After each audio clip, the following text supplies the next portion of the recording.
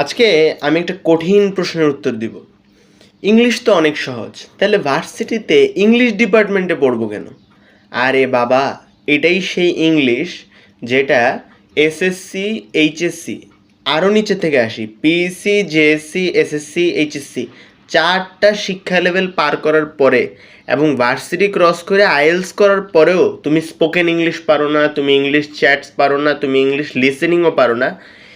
এইটা তুমি আইএলসে গিয়ে ধরা খাও এবং তুমি টোফেল করতে গিয়ে ধরা খাও, এবং তারপরে এই ইন্টারন্যাশনাল ল্যাঙ্গুয়েজে তুমি কমিউনিকেশনও ঠিকমতো করতে পারো না। এরপরে তুমি বলো যে ইংলিশ ডিপার্টমেন্টে পড়ার কী দরকার?